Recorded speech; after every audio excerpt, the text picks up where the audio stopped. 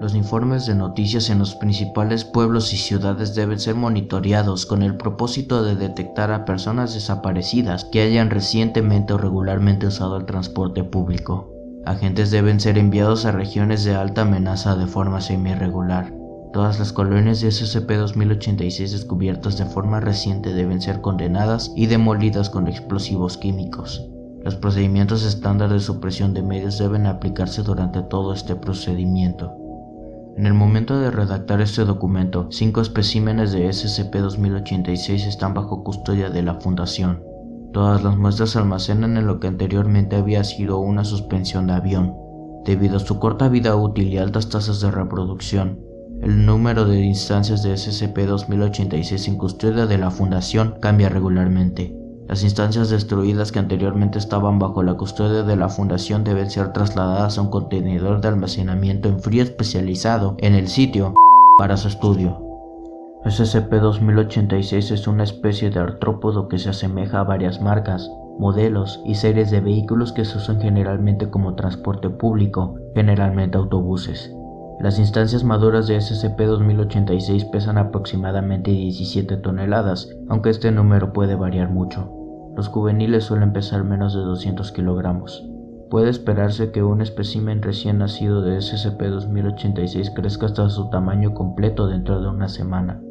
En promedio, los especímenes de SCP-2086 viven entre 12 y 15 días, y las hembras producen hasta 20 crías después de alcanzar la edad de reproducción en aproximadamente 8 días. Las instancias maduras de SCP-2086 no se alimentan, en lugar de vivir de los nutrientes consumidos como los juveniles. Sin embargo, solo las instancias maduras de SCP-2086 muestran comportamientos de forrajeo. Cuando se alimenta, el SCP-2086 es casi indistinguible de los automóviles estándar, aunque los exámenes más detallados revelan que el acero, la madera, el plástico y el vidrio son una forma especializada de quitina. Órganos vitales como el corazón, el cerebro y el estómago se almacenan debajo del piso de la cámara interna de SCP-2086. Un cadáver humano, preservado en una sustancia similar a la laca, típicamente sirve como conductor de señuelo de las instancias salvajes de SCP-2086. Los apéndices fibrosos sobresalen en el cadáver. Las instancias de SCP-2086 usan estas fibras para manipular el cadáver, proporcionando una apariencia más real.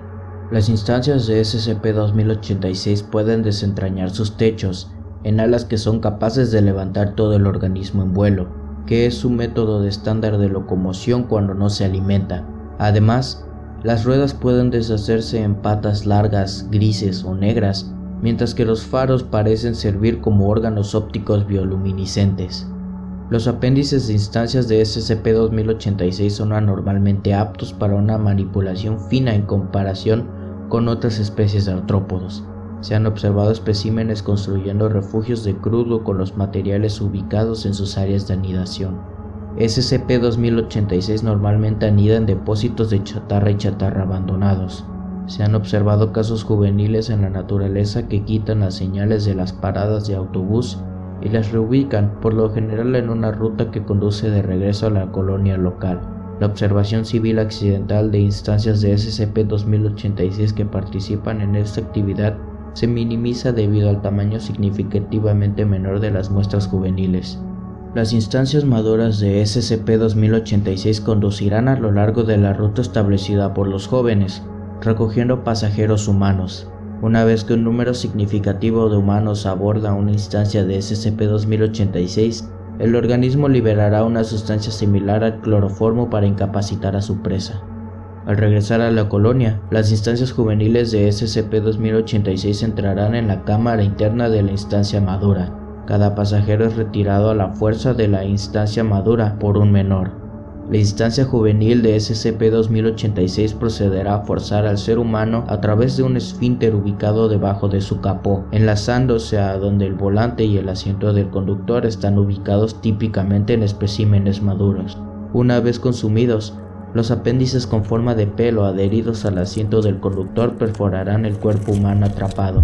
Estos apéndices sirven como tubos de alimentación y drenan la sangre de la presa. Una vez que la presa ha sido drenada de sangre, los tubos de alimentación comenzarán a secretar una solución salina en el cadáver. El compartimiento interno comenzará a llenarse con una sustancia similar a la laca, preservando el cadáver.